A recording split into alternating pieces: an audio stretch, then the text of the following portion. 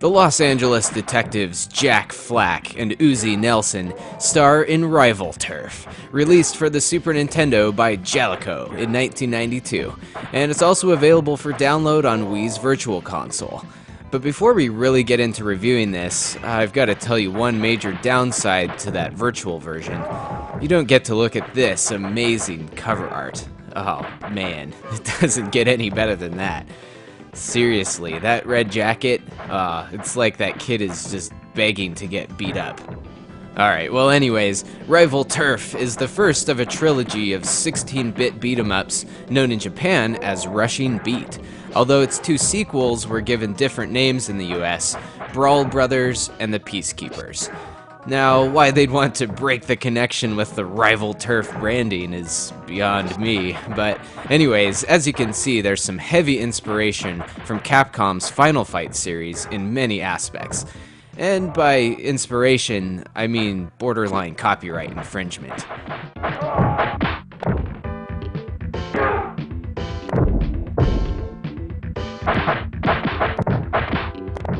So the two playable characters are the Cody-esque Jack Flack, sporting some wicked skinny jeans and a pretty sweet red jacket, and Uzi Nelson, who utilizes a lot of wrestling maneuvers like good old Hagar, and he prefers to represent the LAPD in his more traditional uniform.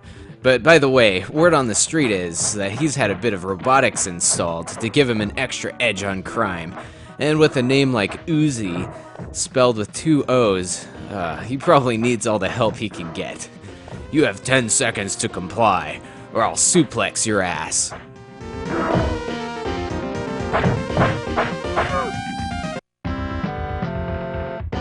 And the beat-em-up standards continue with the game's thugs you'll come across. You've got your normal thugs, your creepy-looking tall thugs, fat thugs, ninja thugs, and even some Arnold thugs join the fray.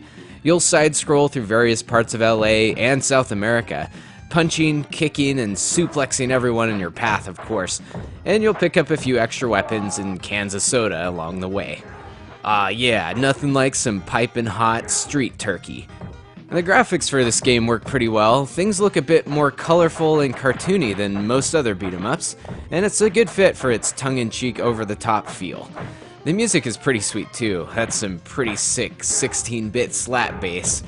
Although I gotta say, the sound effects are a bit crunchy, and they can get pretty repetitive.